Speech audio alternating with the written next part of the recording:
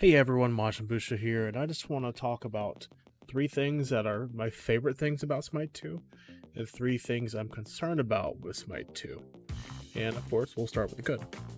First thing I want to talk about is the change to gods. I absolutely love changes that have happened. Ymir's ability to actually move while he's using his Glacial Strike, not being self-rooted while doing that, his wall not just being a area denial, but also being a legitimate crowd control by knocking back or boosting himself forward. I think that's a really awesome change. Um, Next, we can talk about Zeus. No longer a shield boy is actually able to flex into an ADC role. Now that he can build into items like Executioner and Deathbringer that could actually utilize his passive. Um, I'm so excited to see how that can turn out. And then lastly, on her, I love playing this pick in Smite 1 and in Smite 2. It just feels even better. I think it's a little bit easier to land the pillar stuns, but I still think it's really hard until you actually get used to it. I think that you're allowed to be aggressive, and I like the ult change, so that you only have 5 points of the ultimate instead of 8 or 9. So you get your damage out a little bit quicker as a charge up on the last one, but you still have that CC immunity built in. And I don't know, like those three changes are, the three I can think of off the top of my head when I talk about this, and I'm just super excited. Second, let's talk about auto builds. Auto builds are actually pretty good. They are smart. They make sense for newcomers that have never played this game before. It gives them an idea about which route do I want to take. Do I want to take, with Honor, for example, he's got two routes. Do you want to take a critical chance route, critical strike chance route, or do you want to go with a penetration focused route? Either way, his passive is beneficial for both. And personally, I enjoy the crit side a little more than the other side, but both builds are very good, and you can get a lot out of it. On Neath, there's 3 different builds. I can't remember all 3 of them per se, but there's a hybrid build that I build every single time, just about. I mean, I've tried all 3 builds. I just really like that hybrid build a lot. Feels really good, feels really fun.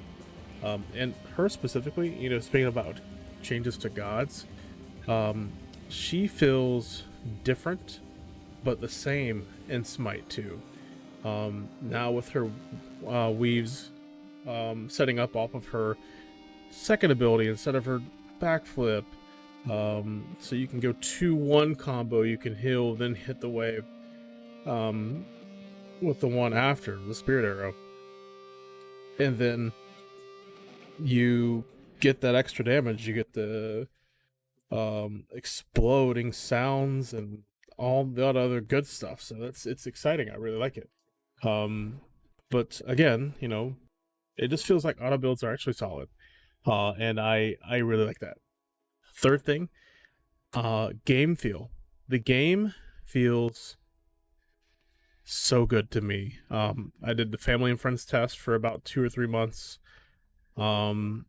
My earliest complaint was that I couldn't tell when I was being damaged from behind. Over a course of 2.5 months, I was actually starting to be able to feel that in the open alpha for the founders and the testers, which is great, because that was my biggest concern, is I can't tell when I'm being hit from behind. I can't get a visual. One of my other concerns was the gray screen, or the grayscale, coming up before you actually died. It was very confusing. I would have 10% HP left, but not realize it because I thought I was dead, since the whole screen was gray. And it's no longer like that, and that's a massive improvement. It makes it feel like it's Smite 1 while being a better game, while being an upgrade. I don't know, I absolutely love the feel about this game. With that said, what are my concerns about Smite 2? Well, first, we'll talk about secondary relics. As of right now, everyone gets beads for free, and they are on a 4-minute cooldown, which, if you're going to have beads for free, makes sense. You know, current beads, I think the default is about 3 minutes. And then upgrade, you get down to like 2 minutes, but there's no upgrades. It's just beads, and it's every 4 minutes. And I just think that's a good thing. I think it allows for aggressive play. And you know, you're trying to pull beads for your jungler, pull beads for your support. If you get them, you know, you've got to play very safe. If you're the victim in that case, and as the aggressor, you get to constantly just go in. It's not like you pull the beads one fight and then, you know, there's not another major fight for 2 minutes and then guess what, beads again. But my concern is there's no way to deal with an Odin cage. You know, there's no shell upgrade. There's no way to deal with a ton of slows. There's no sprint. So long term, I'm a little concerned. Maybe it's an item effects that I'm just missing it, or maybe there's plans to have a second relic, or maybe there's plans to do some sort of mixture of both. I don't know. I guess we'll find out. But that right now is one of my concerns. My second concern is being able to mute voice and mute players. Now, mute voice, you know, that's null and void right now. There's no in-game voice usage. But eventually that will be something that has to be a concern for something that will be eventually there. But muting a player, when you get these trolls in your games and these playtests, you're trying to be serious and they just spam the VGS, they spam ping. That's actually one thing I really like right now, actually, is there's no global chat, there's no team chat. So people can't just type messages and be antagonizing to either yourself or the enemy team or anything. So I like that. But I would like to be able to mute players VGS when they're just spamming like that and there's no good reason or good cause behind it. It's just pointless and it's frustrating and it makes you not want to play the game. And I want to know that in the future we're gonna have that ability. And again, this is an alpha stage type thing. Probably eventually will be in. Probably less important to do right now, but eventually will be available. Which brings me to my last thing to talk about. So what will the pro and amateur competitive scene look like once we get into Smite 2? You know, let's just assume that Smite 2 releases around February or March 2025. It is said to be open betas is in 2025, but in the past, pro play has started in late March or early April. So if we want to do that, the game's got to be out at least a month or two in advance. So just using the history that we know and guessing a timeline here, could it be that we get Smite 2 the first week of February, the last week of January, something like that?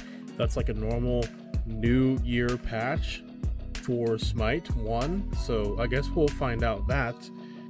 But what will it look like? Will it be a league? Will it be a bunch of tournaments? Will it be a few tournaments?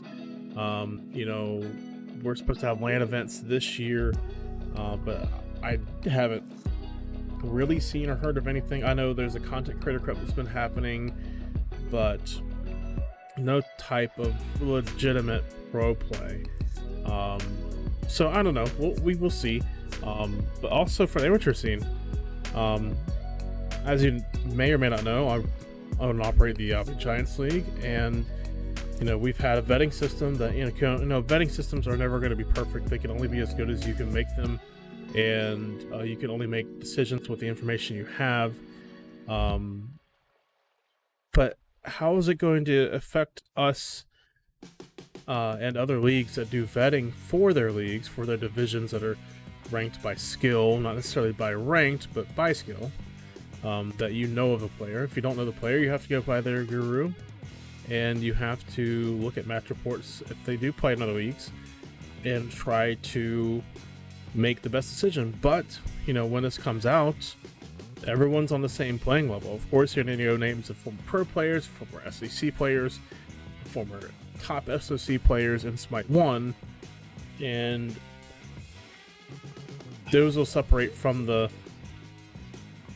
players that get in the Masters lobbies that are, you know, Masters borders or whatever, that might not be as strong. So what do?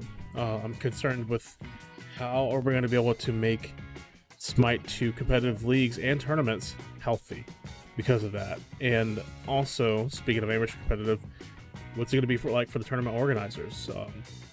Are we going to be able to give out prizing that's funded by high res? Is that not going to be a thing in the start?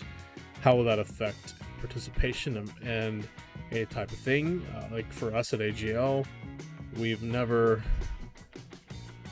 not been funded by high res for the gym prizing. We've always done what's been asked of us, always helped out others as well.